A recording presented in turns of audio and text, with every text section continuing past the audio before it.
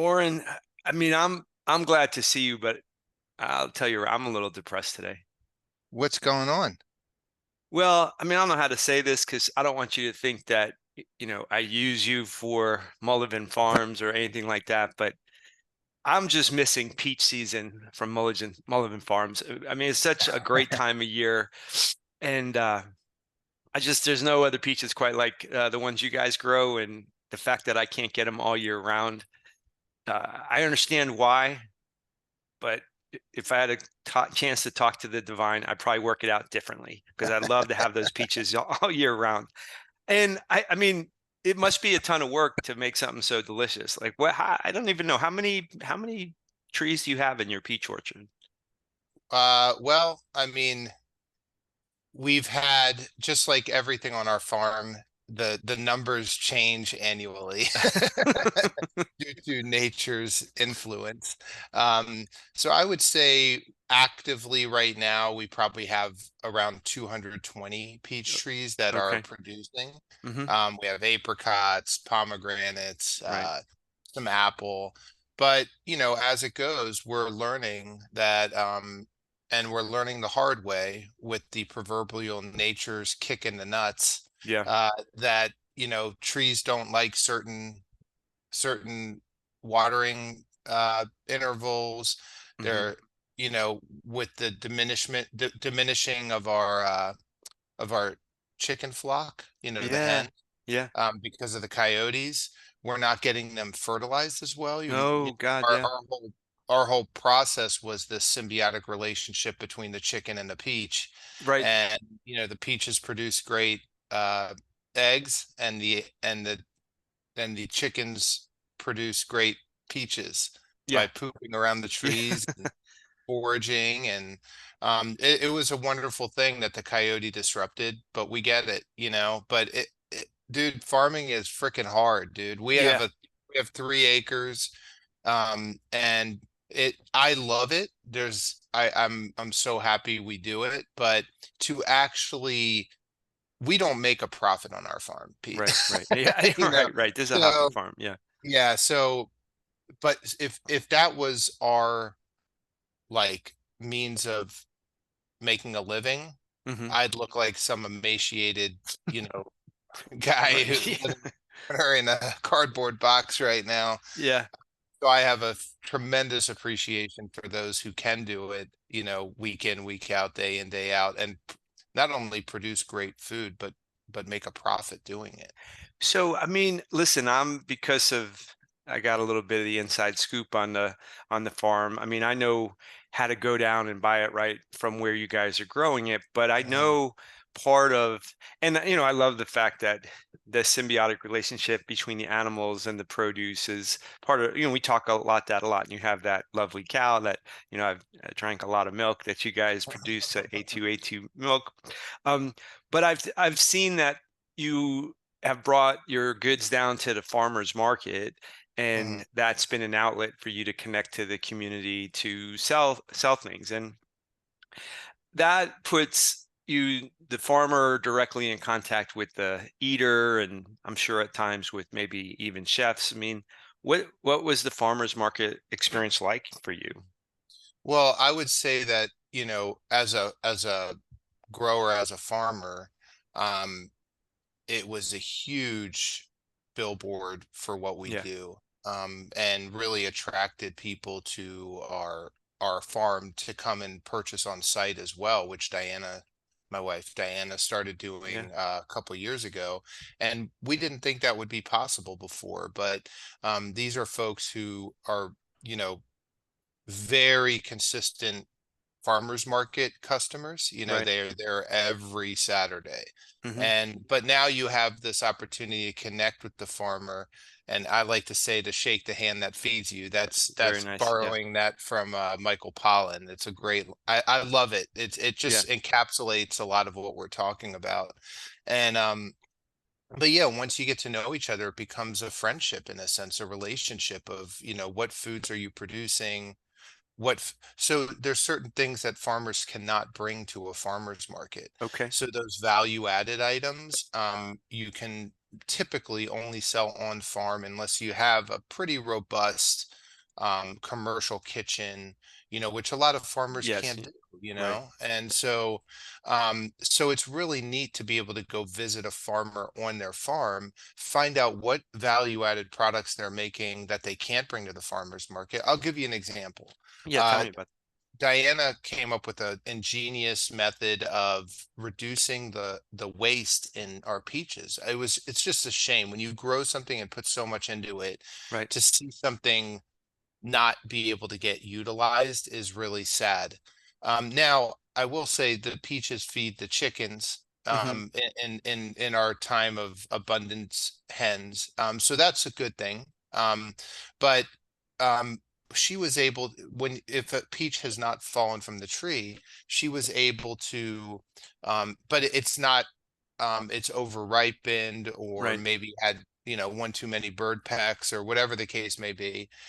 She can take that into our farmhouse where we have a kitchen and all that, and she can cut away anything that's not palatable, wash them, and then she has a freeze dryer, Mm. and she created basically astronaut ice cream peaches, like so she blends these peaches, makes like a puree, and then puts them on these sheets, and then basically makes it's just a peach. There's nothing else in it, Right. but it's freeze dried. So then she would bag it and have them for sale. So you could have our peaches, Pete, throughout the entire Throughout the year. year. Excellent. So did it And come out like a leather, like a fruit leather? Is that what it no, came it out like? came out. Have you ever had astronaut ice cream? No, I don't know what that is. You what, I know Pete? I love ice cream, but I don't know what astronaut ice cream So is. astronaut ice cream, it's dehydrated ice cream. Okay. So these dehydrators, what they do, they just extract the moisture out of it, but it's not to the level of a jerky. Okay. So it's almost like a crisp, like it's hard to explain, but almost like a wafer cookie. Okay. Okay. So it's very easy to eat, super nutritious. The freeze drying process maintains the nutritional value of the original food you're freeze drying. Right. So you still get all the nutritional values of the peach, all the flavor, and it's shelf stable. You could just keep it, in a bag, in a Ziploc bag on your shelf for six Yeah. months and it'll be fine. Wow. So Yeah.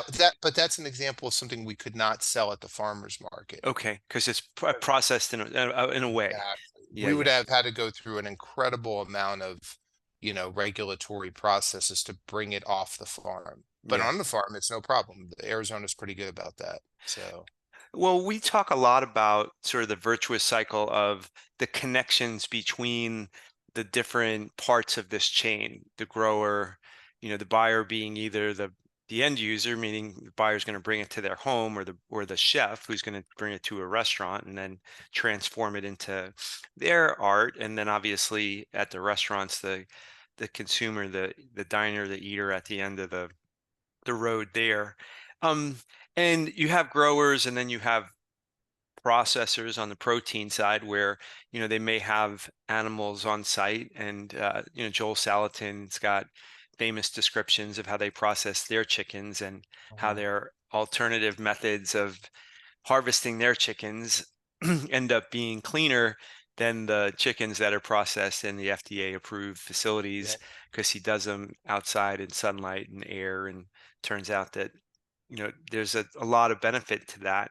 I'm curious, if you could talk a little bit about having been a restaurateur, a farmer, like how have you seen these intersections happen in the past? I mean, you had a lot of experience in the Shenandoah Valley in Virginia, where you had at scale lots of farmers, lots of chefs, those visitations happening. So they understood what each other had, what each other needed. Mhm. And I think that produced some extraordinary outcomes.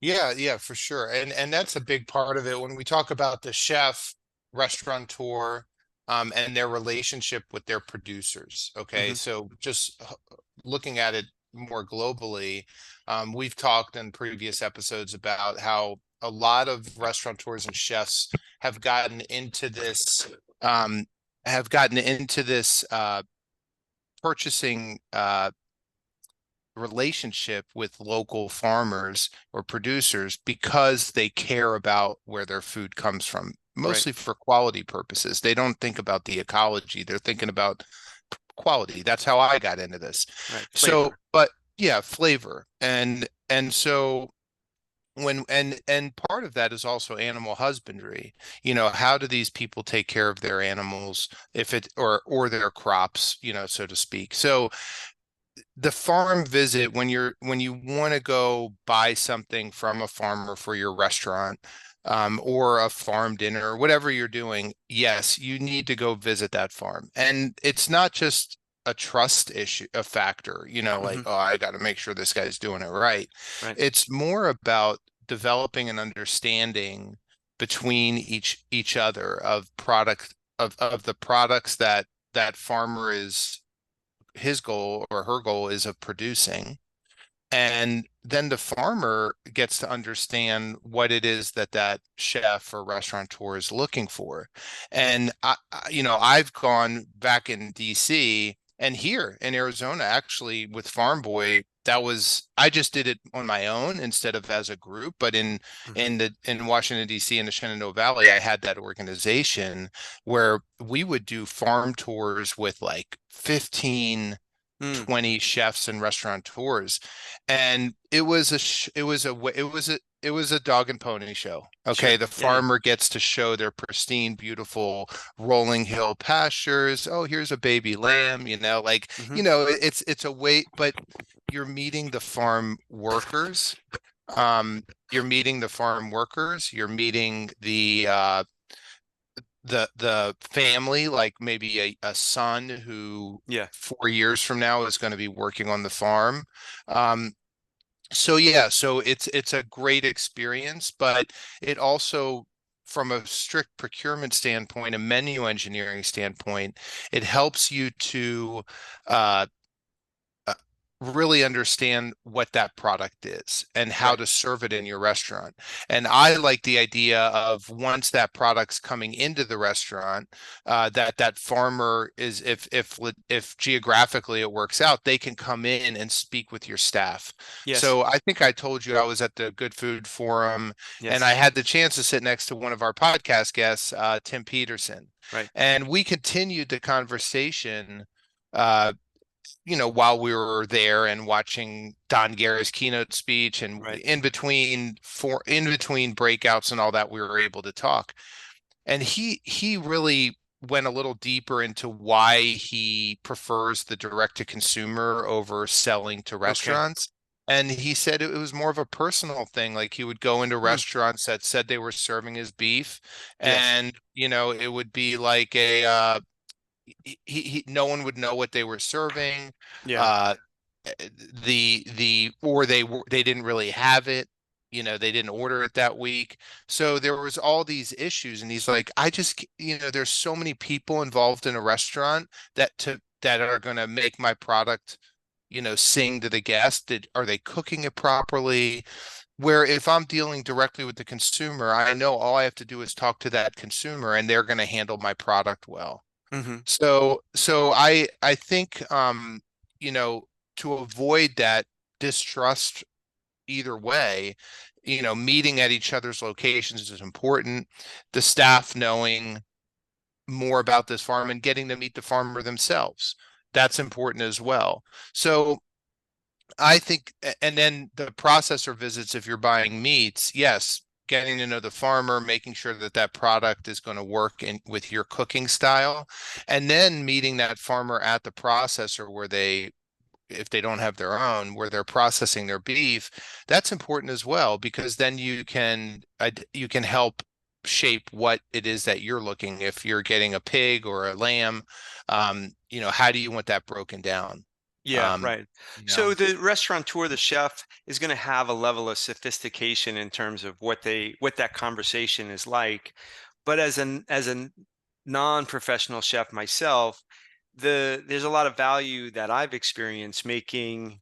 I will confess, like I haven't been to a processor, but I've been to many farms over the years. And locally, we live in Arizona in the Gilbert Chandler area. Like going to Steadfast Farms was a terrific tour and was a dog and pony show of sorts. They got a chance to show us how magnificently their system was producing Hmm. this great stuff.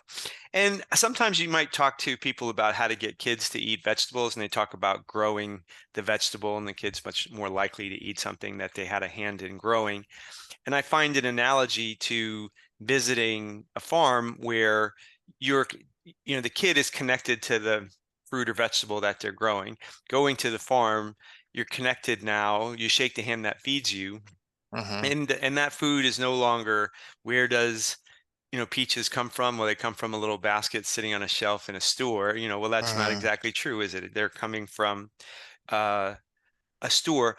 But getting back to the farmers market, I mean, as agriculture and the conveyance of agricultural products to the consumers and the eaters, if you think about it over time, it surely has had an evolution. I mean, can you talk a little bit about like what it's been like over time? I mean, I feel like we have a great farmers market in the Gilbert farmers market.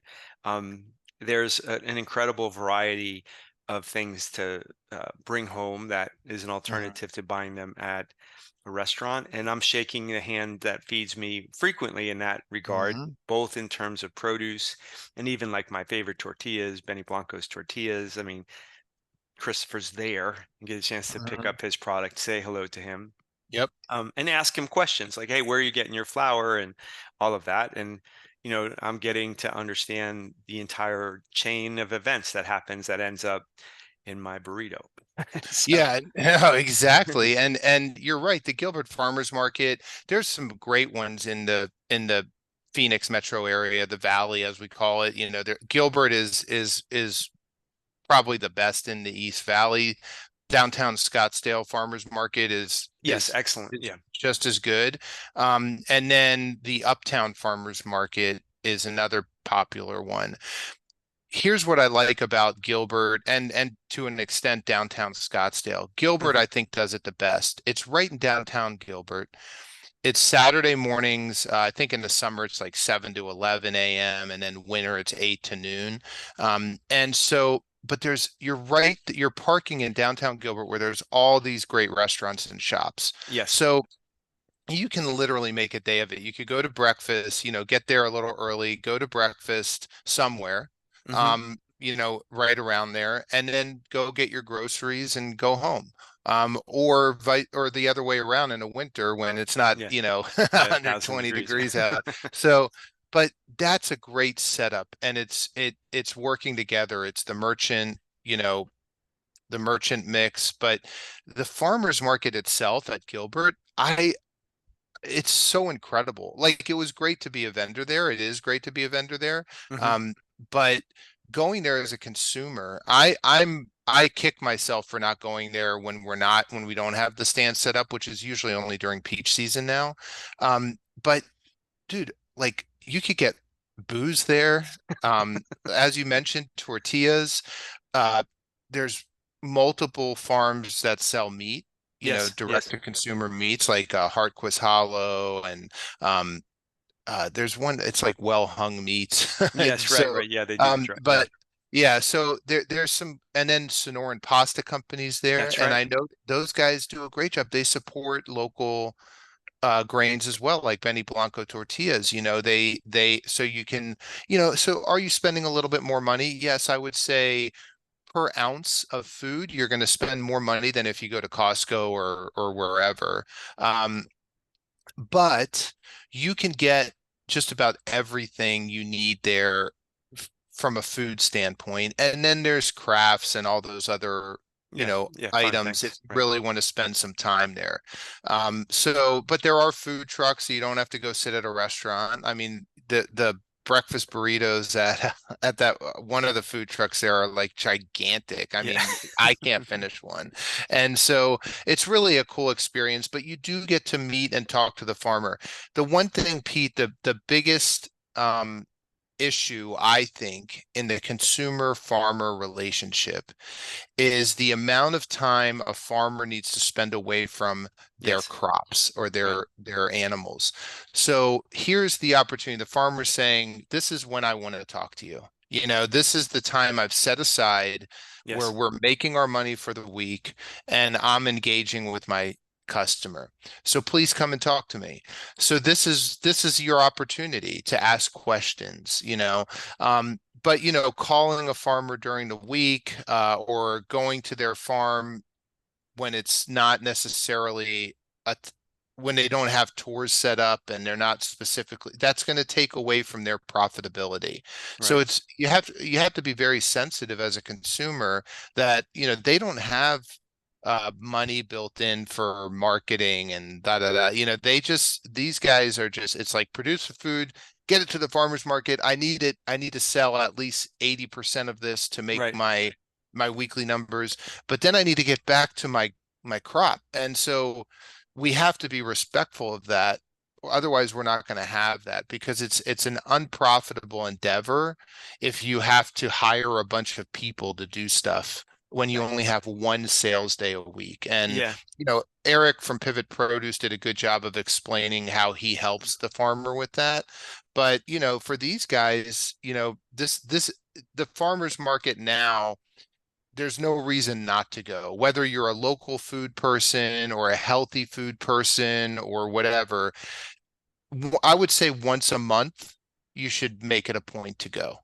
Right. And I don't want to go down this rabbit hole because you know it's one of my favorites, but just I'm going to do a little aside. I mean, Joel Salatin's chickens and the way that he's producing them, he did a test about the nutritional density of the Hmm. chickens being raised out in his manner, which is very close to nature's intended way for a chicken to live, and the profile, the nutritional profile of the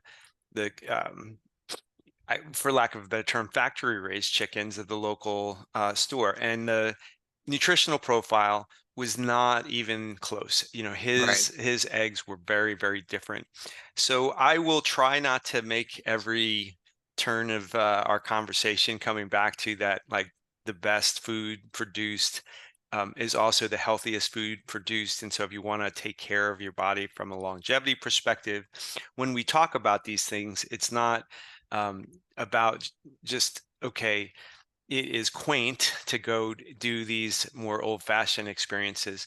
They're an analogy to avoiding, we're not there. If I want to think of pharmaceuticals as a dominant way that people think about extending their health, that this is actually a more effective way to extend your lifespan and increase your health span and all of those things. So, uh, like I said, I'll try not to get on that soapbox every time. Well, no, no, it's a great point, Pete. But you know, the one thing, um, it, if people are our listeners are listening now and saying, "Wow, you know, that's great, Oren, that you guys can go to a farmer's market, but I don't have that kind of time. I've got young kids, I got this, I Sure. got soccer, I get it. You know, sometimes the convenience factor plays into this. You Hmm. can't just go to the local grocery store whenever you want. So, the other piece I want to just mention while we're touching on, you know, the farmer and the consumer are CSA subscriptions. Yes, I agree. And you know these well, community supported agriculture. This, if you really, really want to support a farm and do it in a way that's profitable, to the farmer, the CSA subscription, you know, the farmer's market is great, but the CSA subscription is really the best way to do it. And the CSA subscription is just a weekly box that you go pick up from the farm, or they usually, sometimes they'll have pickup points that Right. you can go pick it up at a local whatever store or restaurant.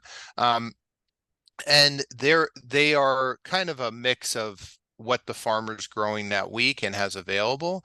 And they're really, really they're really great for you because you get to learn how to cook with, you know, maybe some vegetables or proteins that you haven't learned to Yes. cook with. for. Typically, they'll let you know what's going to be in the box a couple days ahead of time, send some recipes, so it's a fun way to expand your cooking skills. But it's really the best way that I know of to support a farm profitably. Right. Well, but let's just turn it back to the consumer just for a second. That may be true in terms of the benefit to the farm. And having run, you and I have run CSA boxes ourselves for Hmm. local growers. There is a convenience factor that, as you say, you don't have time. Now you have in one interaction, somebody has shopped for you for a Hmm. portion of your week's groceries, and that may not be sufficient to get you through an entire week from a vegetable and fruit perspective or even protein perspective, but it may get you through much of your week. And now you're in and out because generally you prepay for those things and you're picking up a Hmm. box and bringing it home. So, yes, you're supporting the farmer in that regard, but you're also creating time in your life. So you're getting what you want. I found those things to be, if they're more expensive, I found them to be marginally so. Like, I don't think that by the time you got down to, never mind the equation of time of shopping that, but that, I found them to be incredibly valuable, meaning that their price to value ratio is high. So you have an aggregation in these CSA boxes of what is the right stuff to be eating that week. And they always challenge you that you have to think about how to prepare them, but I Hmm. have a total um, commitment to the notion that if we're not cooking our own food, then somebody else is, and the people that are cooking our food for us. If you're looking for convenience and getting it fast, it's rarely that that's the right food for you anyway. So I consider the CSA box in the continuum of places where things are aggregated for you. And when we get to the protein side of things, that's a trickier distribution model. So Hmm. maybe you could talk a little bit about how things that are a little more subtle. It's one thing to put an apple in a box. It's a different thing to put, a a set of Hmm. hamburgers or a fillet, or pick your protein, and Hmm. even bread to a certain extent. I mean, the farmers market does a good job of delivering bread, but there are Hmm. places that aggregate up these quality products that again create some efficiency for you. We got places in the valley that do that. I mean, Yeah, and I want to just to wrap up a thought on the CSA box. If you're a cook, you like cooking at home like you do, I do. I love cooking at home. Um, think of it as like, remember that show, The Iron Chef? yeah, yes, Yeah. yeah, Like you didn't know that the whole thing is you go in and you don't know what the ingredient is. The secret ingredient, right, mystery right. ingredient is, and then boom, and then boom, you have to think on your feet and then go shopping for all the other stuff you need to make a great meal. And they had like an hour or something or Yes, right. something. Something Yeah, crazy. Yeah, like something crazy. Obviously, these are some of the best chefs in the world, but for you, you have days to figure it out. Like, if you go pick up your CSA box, typically there's different days you could pick it up. So, if you pick it up on a Thursday or Friday, it's like, oh, cool. Now it's on Saturday, I can plan out my recipe. If I need to go to the farmer's market, pick up a couple other things. And then Saturday night or Sunday night, I'm making this wonderful dinner or lunch, salad, whatever. Um, so yeah, I would look at it more as an opportunity to teach yourself how to cook, with more variety sure. than the predictability of I'm going to the grocery store and I like these types of potatoes, these types of carrots, because I do the same thing. Yeah, you just I know get what what you're I used like to to, cook. right? Yeah, You get what you're comfortable with. Now this takes you out of your comfort zone as a cook and it forces you to do things differently.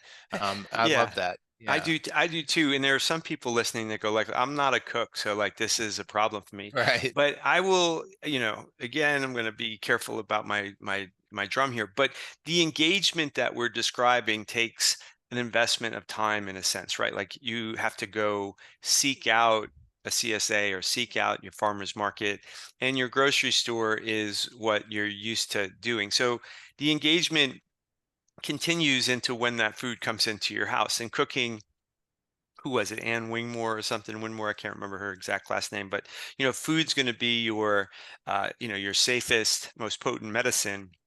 where you're Hmm. slow as poison. So Yes. part of like the time investment that you're making along the way is the investment in being able to live fully until the end of days, right? Because we all want a compression of morbidity, right? We want to live, live, live, and then basically drop dead. Like we don't want to Hmm. live and then spend 20 years not, being incapacitated but alive because pharmaceuticals have gotten so sophisticated that they keep the body alive. I mean, these are the investments that pay the most dividends, later in life. Plus, I mean, in the nature of mental health and all those other things, cooking for me is one of those linchpins in health. So when we get to these other kind of parts of the chain, the protein side of it, I think, Hmm.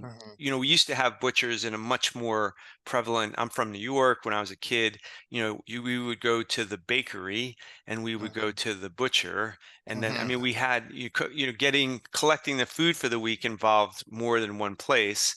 Hmm. Um, and in some senses, my adult life for the last number of years, I'm back in that habit. So, who's doing a good job around here, around where we live, in that regard? Well, yeah, no, there's a lot of great butcher shops are really kind of blossoming. That's like an Yes. era of the butcher shop again.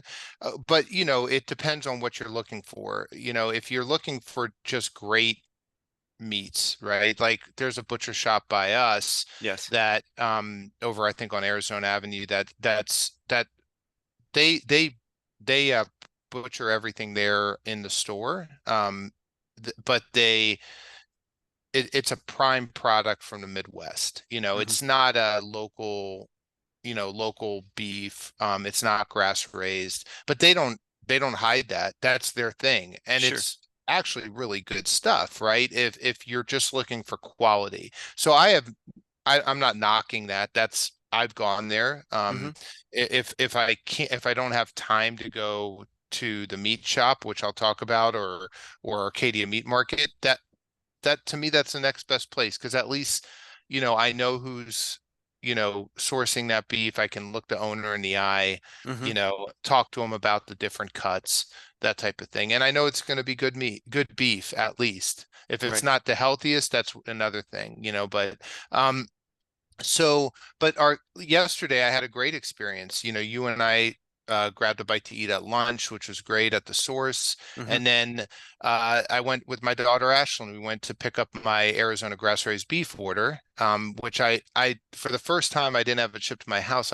They have an option where you could ship it to the Arcadia Meat Market Hmm. and avoid the whole UPS deal. So I was like, oh, this will help Yeah. them. It'll, help me. Yeah. Be fun, right? So yeah, but um, I wasn't able to get over there during their regular pickup hours during the Hmm. week. So they did me. I called and they were very accommodating, and I went and picked up my order on Saturday. And while I was there, of course, I looked around and I bought some lamb merguez sausage, and Hmm. they also had a tandoori lamb sausage, and it's all local grass-raised lamb. Right. Really good stuff. And it challenged me yesterday. I cooked those on the grill. I did a wood fire, and they're thinner sausages, and it's a grass raised lamb, so I was careful, Hmm. but I'm glad I was because that they could have easily dried out. So it's not an inexpensive proposition to go to one of these places. Arcadia Meat Market is they source the best of Arizona. And the owner who we've done dinners with him, Nick, he's very rigid on the farmers he buys from. And if there's any shred of GMO feed or anything, he will not buy from them. Yeah. So here you have somebody who's curating these incredibly nourishing products for you, and there's a price to pay for that. And Hmm. to your point, I think you're investing in your health and your wellness. And to me, yesterday I got to show my 12-year-old daughter what it's like to go understand how this product's made, talk to the butcher, know where the farm was that they got it from. They got the the lamb from, and then go experience it together. And it tasted so much better because of Yeah, that. yeah, She was interested in how I cooked it as opposed to running over to the grocery store, grabbing a 10 brats, that you have no idea where they came from. yes. That's a transactional process, where here you get to learn the story behind it. Yeah, without a doubt. And I would say that experience represents a certain apex of what we're talking about. And just on the economic piece, because it's important to be sensitive to the notion that like when you change the costs of a week in and week out thing you're consuming, that's that's hard for many people. It's hard for us. Like we're Right. like we Yeah. are aware of that. But let me give a counterpoint to quality and cost. Like I have nearly exclusively purchased my protein through the Gilbert Butchery. And although there there's material differences from what you described and the Gilbert Butchery, it's in principle similar. And Hmm. from an economic perspective, my local grocery, um, like like many things in this country the last number of years, I mean, the prices of protein have gotten very, very high. Hmm. And their prices have been quite stable at the Gilbert Butchery. And so now, from an economic perspective, my local butcher, it's a wash for the most part. And Hmm. uh, I have gotten a certain sensitivity to the factory raised beef and whatever is involved in all of those chemicals that bring about them. I can feel when I eat it. And so when I'm so for me, the even if the economics were slightly different, 5 to 10% different, I would still be buying all of my protein through the Gilbert Butchery because when I consume it, I I literally Hmm. feel different. By the way, just a shout out to your very busy cow on your farm. In a similar manner, that A2 milk that you guys sell off of there, I have a different, my body reacts differently to that milk than, and the Hmm. A2 nature of it probably is part of that. Um, but I can feel a difference there as well. So I think over time, as I have become more um, insistent on the sourcing from my personal food, I now recognize uh, the negative things that I experience when I get food outside of that. I mean, look, from a hamburger perspective in a fast food setting, they've started to measure like, well, how many strands of DNA are in this particular hamburger? And there may Hmm. be, it's clear that the what's landing on your plate, there 100 different cows or something might have produced that particular hamburger and all of the Right. things that kind of are associated with that. So anyway, I mean, the Arcadia Meat Market is extraordinary, is doing particularly awesome work. And then there are other places that you can go and the economics don't necessarily skew so awkwardly to, No, you yeah, know. exactly. And the Yeah. meat shop like is a place you've talked about a lot and is kind of an establishment I would consider in the I valley. love, it's great. It's still a trek. You got to go to downtown Phoenix. Unless you live in It's downtown Phoenix. Yeah, exactly. Um, but to me, that's a worthwhile trip. So my son Cameron, when he got married, last summer, and it was up in Flagstaff. I prepared all the food for the wedding, never again. But I bought all the meats from the meat shop. Yes, right, I remember. It was like a month ahead of time. I placed the order, briskets, and the whole deal. Half hogs. So that was a great experience. But if I was going to make a trek, that's where I would make the trek to. They keep the cost structure is so great there. We've talked about them before, but they are completely, they own the whole chain Yeah, of right, right. events of the foods that they serve. They raise the pigs. They don't raise the beef, the cows Hmm. themselves, but they buy from a particular ranch, so they've already vetted it. Similar in nature to Arizona grass-raised beef as far as the type of beef that they sell there. They have a state ag uh, butchery right in their shop there at the meat shop. So they're producing their own sausages and Yes. very, for what it is, it's very reasonably priced. For the extra 30 minutes of driving, it's worth it because you're going if especially because you can stock up your freezer so you can go there once every month or two and purchase enough items so you don't have to go back there every week.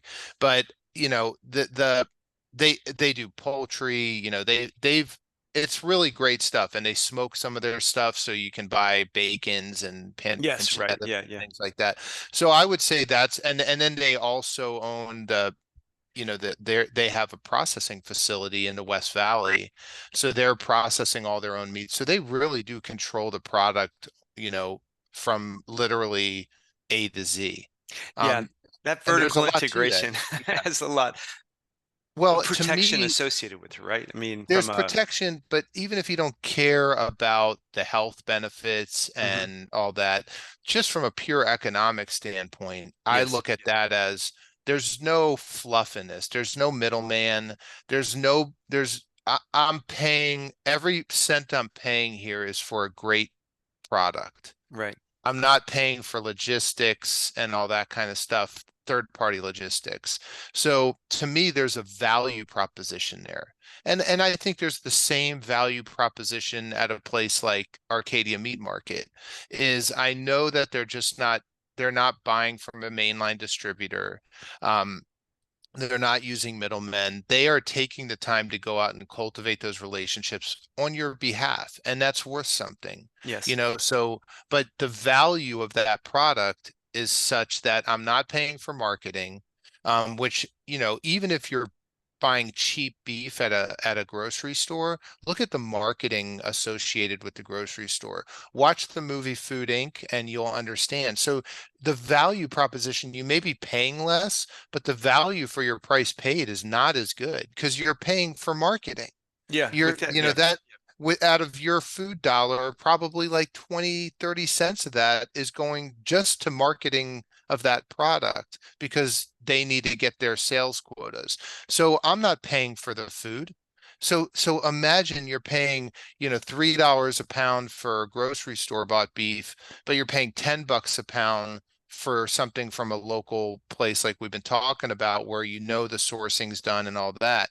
But out of that $3 a pound, imagine that, a buck of that is going to marketing. Yes. So how crappy is that farm that they're buying from or feedlot or wherever that the beef is so cheap, that they can still sell it for a third of the price of local and have a 30% or 25% marketing budget in there. Yes. That's Right. kind of that's kind of crazy to me, you Well, you know? have to, I mean, that from a cost control perspective, now you have no choice. I mean, you have to find the least expensive way to get that product out there, and the least expensive way is to find the most chemically advantaged process to get something, to market with little regard to, like, it looks like the same thing to the eye, but it is not the same thing. And we, you know, we're going to beat that drum, a lot.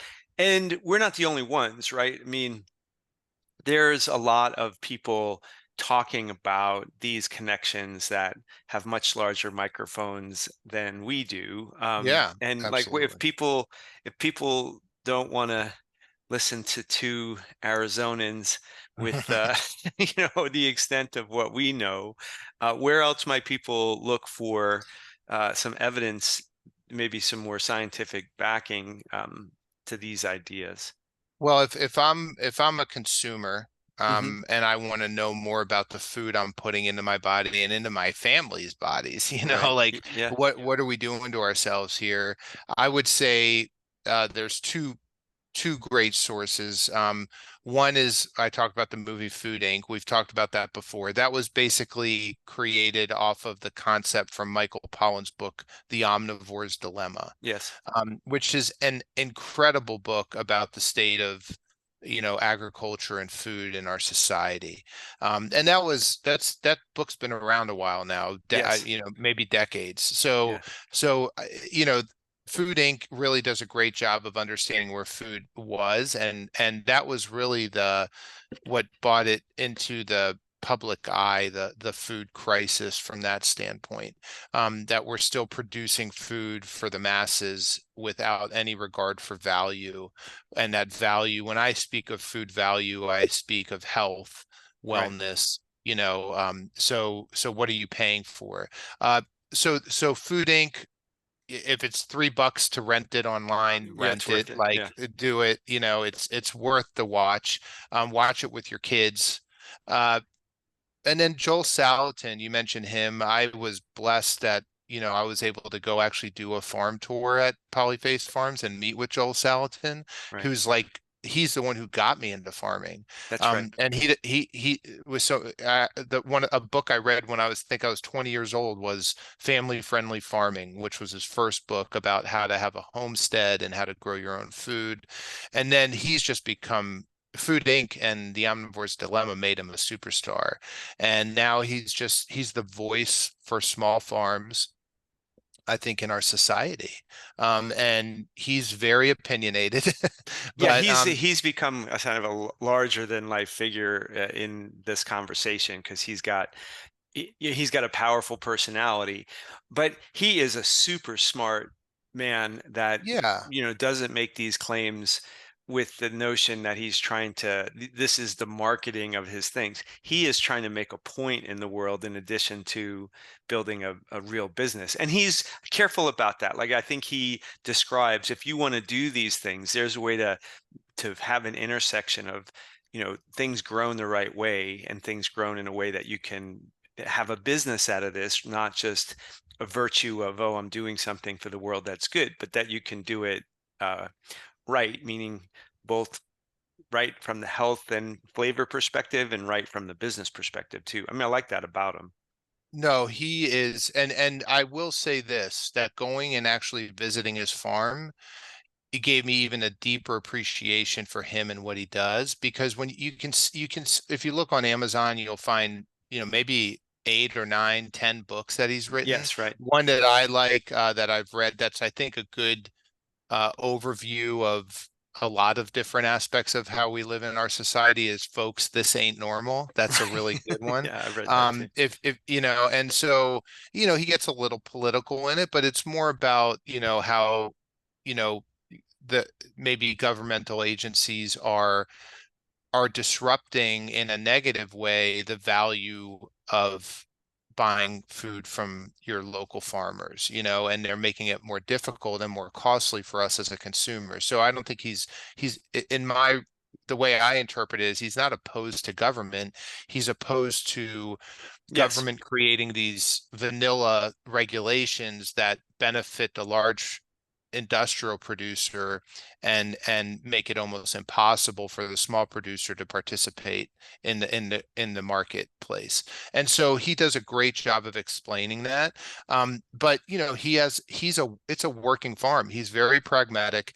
He does not, I mean, there's no fluff on that farm, man. He is grinding it out. As famous as he is and as well known as he lives and dies by the profits on that farm.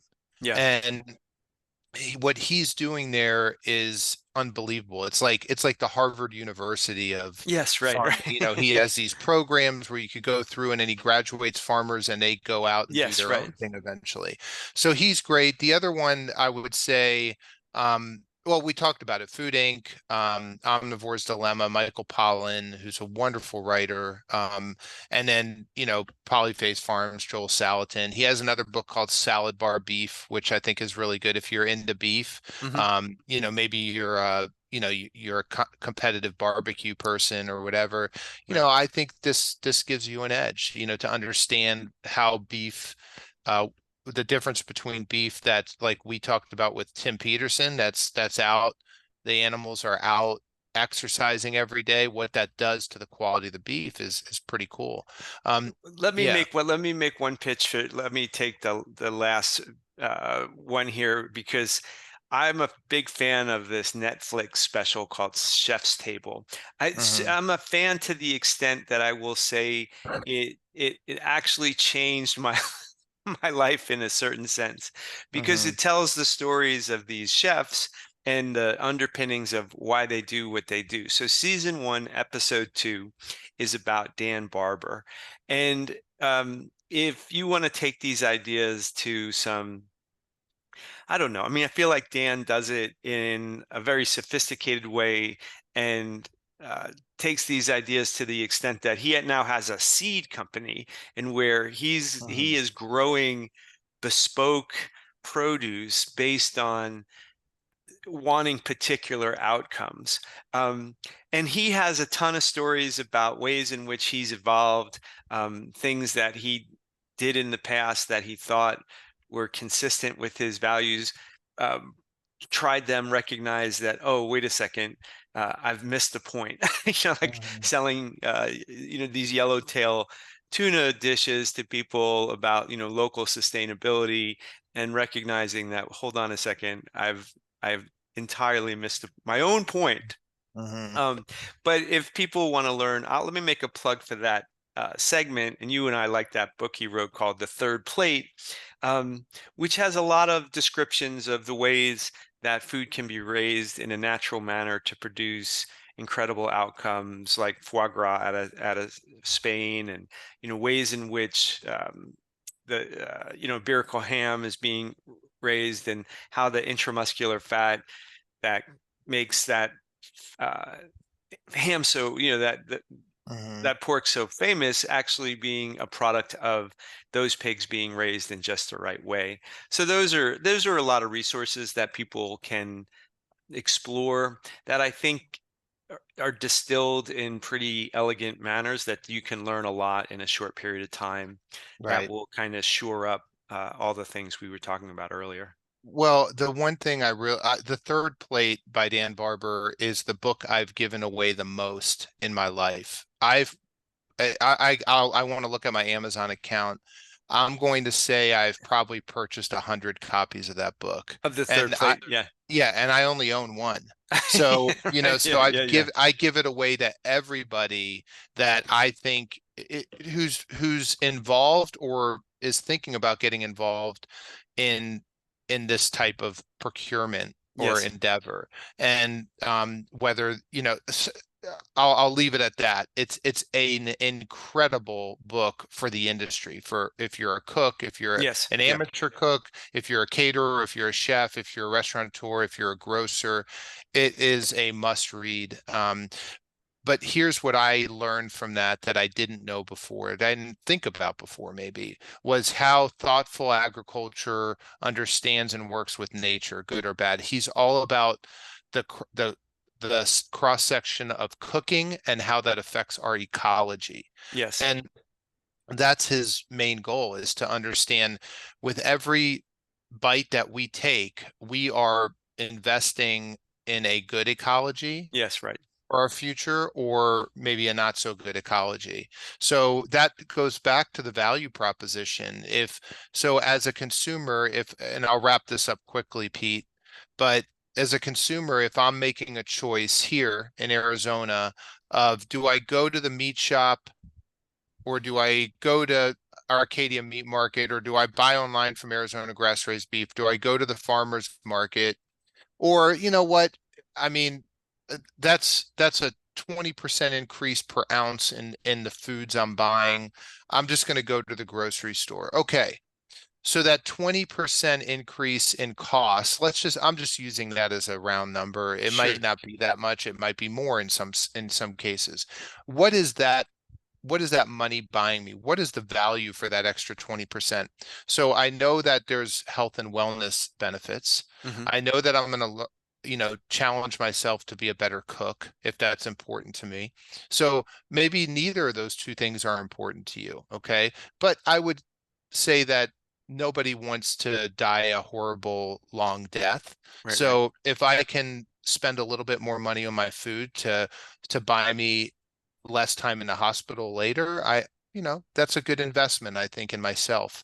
Um, but as far as the ecological part, I don't think any one of us wants to leave a shitty earth or a shitty atmosphere or whatever. I'm not an like don't take this the wrong way. I'm not like this, I don't know what you want to Yeah, call it, I but understand. Right, right. from an You're environmental standpoint, I'm not like over the top, like, oh my God, we're destroying our earth. You right. know what, but this, how you eat has a direct relationship to the ecology that we support through that food.